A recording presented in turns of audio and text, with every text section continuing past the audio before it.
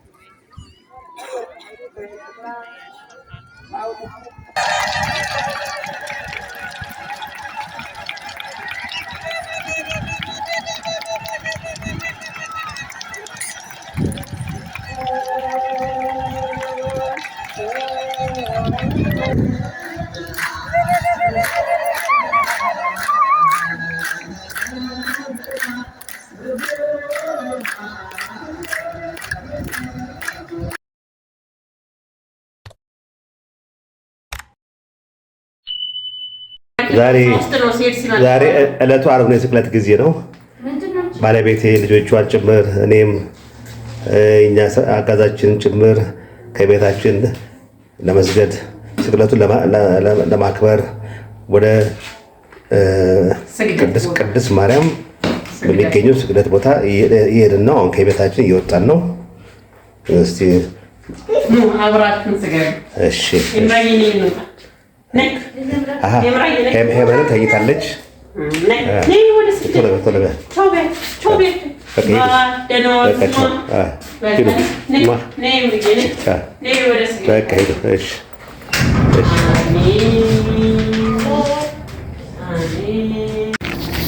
ሰላም ሰላም ውድ አድማጭ ተመልካቾች እንደምን ቆይታችኋል? ይህ ማሂ ኢንተርቴይመንት ነው። እንደተለመደው በማሂ ኢንተርቴይመንት ለእናንተ ይሆናል ይመጥናል የምንላቸው የተለያዩ ዝግጅቶችን ይዘንላችሁ እንቀርባለን። እነሆ ታምራለች ፕሮግራም የዛሬ ፕሮግራም የሚሆነው ባለፈው በሰራው ላይም የስቅለት ጊዜ ነው።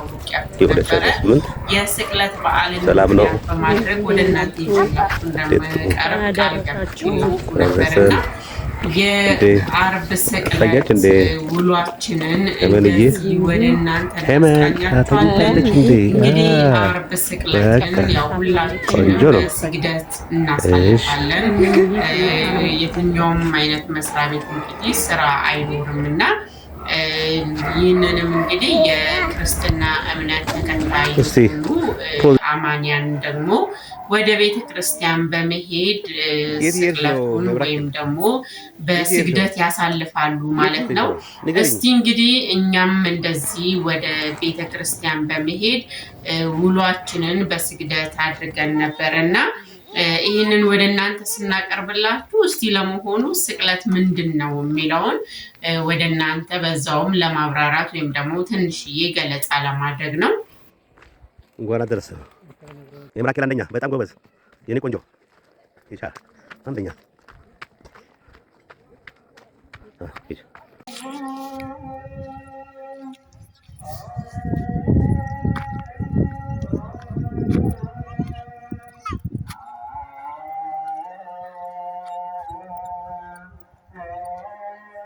يجي ماكل ايه ابريه يتيرن ነው አሜን አሜን ጎበዝ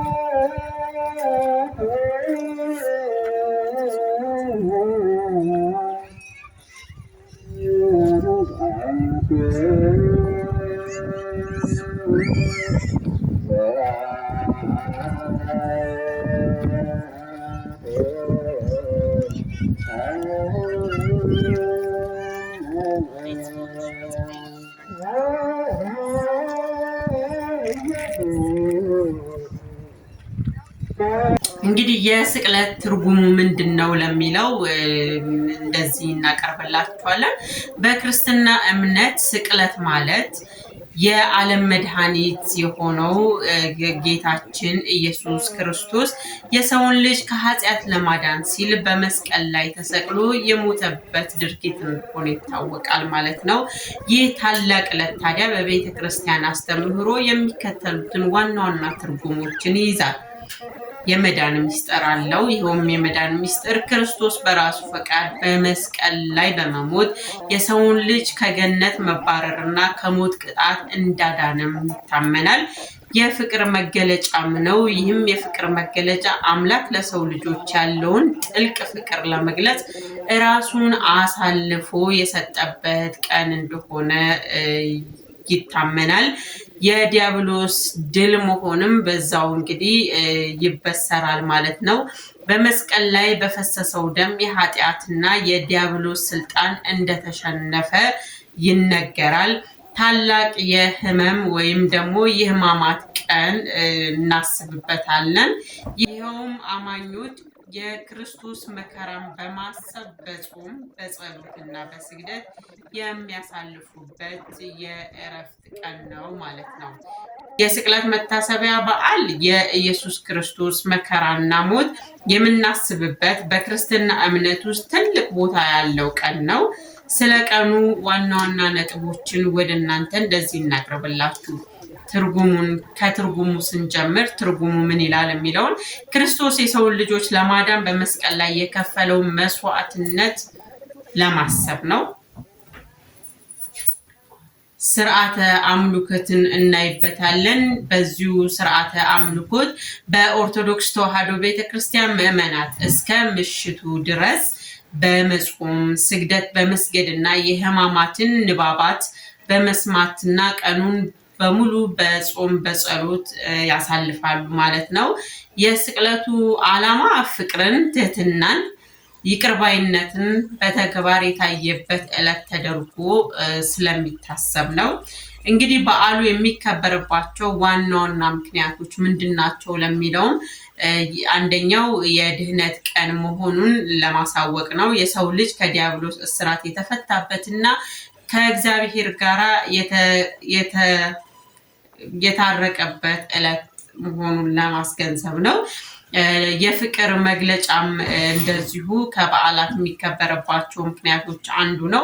ኢየሱስ ክርስቶስ ለሰው ልጆች ያለውን ፍቅር ራሱን አሳልፎ በመስጠት የገለጸበት ቀን ተደርጎ ስለሚታሰብ ነው። የሌላኛው ደግሞ የቤዛነት ስራም የተሰራበት ቀን ስለሆነ ክርስቶስ ስለ ሰው ልጆች በደል የደም ካሳ በመሆን ቤዛውነቱን የፈጸመበት ታላቅ የሚስጥር ቀን ነው ማለት ነው። ጥንተ ስቅለትን ለማስታወስም ጭምር ነው።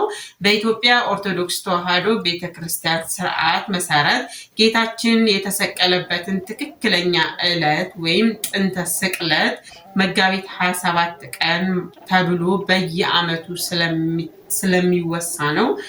በዕለቱ ምዕመናን የክርስቶስን መከራ እያሰቡ በጾም በጸሎትና በስግደት ያሳልፉታል።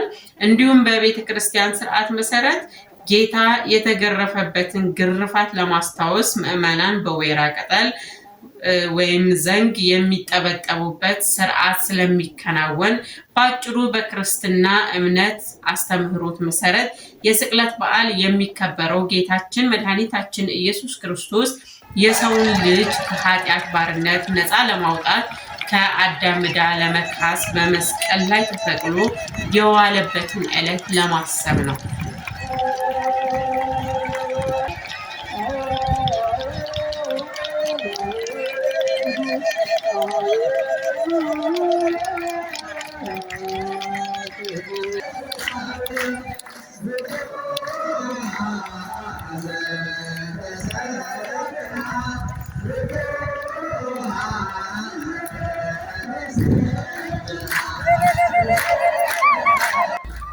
በስቅለት መታሰቢያ በዓል ምን ክንዋኔዎች አሉት የሚለውንም ደግሞ ስናስቃኛችሁ የስቅለት በዓል እንግዲህ በኢትዮጵያ ኦርቶዶክስ ተዋሕዶ ቤተክርስቲያን እጅግ ታላቅና በመከራ መታሰቢያነት የሚከበር ዕለት ነው። በዕለቱ የሚከናወኑ ክንዋኔዎች ደግሞ ስግደትና ጸሎት ናቸው። እነዚህ ጸሎትና ስግደት ምዕመናን በቤተ ክርስቲያን በመገኘት ከጧት ጀምሮ እስከ ምሽት 12 ሰዓት ድረስ የጌታን መከራ የሚያስቡበት ምዕመናንና ምንባባትና መዝሙራትን ስግደትና ጸሎት ምዕመናን በቤተ ክርስቲያን በመገኘት ከጠዋት ጀምሮ እስከ ምሽት 12 ሰዓት ድረስ የጌታ መከራ የሚያስቡበት ምንባባት መዝሙራትን እየሰሙ በስግደትና በጸሎት ይውላሉ ማለት ነው። ስግደት በ3 በ6 እና በ9 ሰዓት እየተከፈለ ይከናወናል። ሌላኛው የወይራ ጥብጠባ ነው። የወይራ ጥብጠባ የሚባለው ምዕመናን በሰሙነ ሕማማት ለሰሩት ኃጢአት ንስሐ እየገቡ ካህናቱ በወይራ ቅጠል ምዕመናኑን መታ መታ እያደረጉ ያሳልፋሉ።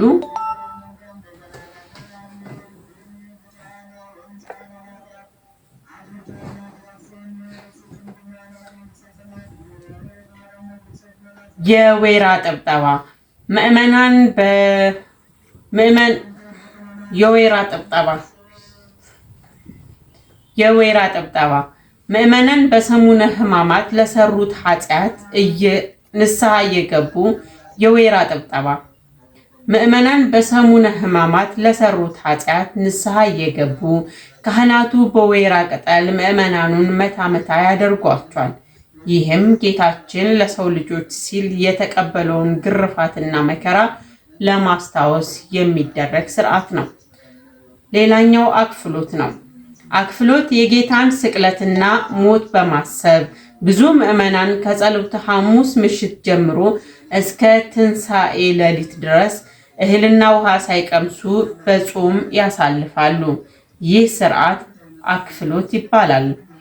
ምንባባትና ግብረ ሕማማት በዕለቱ ስለ ጌታ ስቅለት የሚወሱ የመጽሐፍ ቅዱስ ክፍሎችና የግብረ ሕማማት መጻሕፍት በከፍተኛ ጥንቃቄና በድምቀት ይነበባሉ።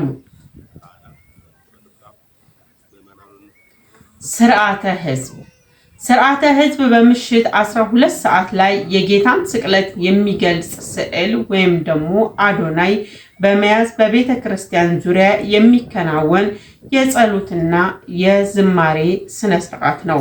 በዚህ ዕለት የሚከናወኑ ተግባራት ሁሉ ዓላማቸው ጌታችን ኢየሱስ ክርስቶስ ስለ ሰው ልጅ ድህነት ሲል በቀራንዮ የከፈለውን መከራና ፍቅር ለማሰብ ነው። እንግዲህ ውድ አድማጭ ተመልካቾቻችን እኛ አርብ ስቅለትን እንደዚህ ከቤተሰባችን ጋር አሳለፍን። እናንተስ በምን መልኩ አሳለፋችሁ? ሀሳብ አስተያየታችሁን አድርሱን። የዛሬ ፕሮግራማችን ይህን ይመስል ነበር። በሌላ ዝግጅት እስከምንገናኝ ድረስ የዛሬን አበቃን። ሰላም ቆዩ።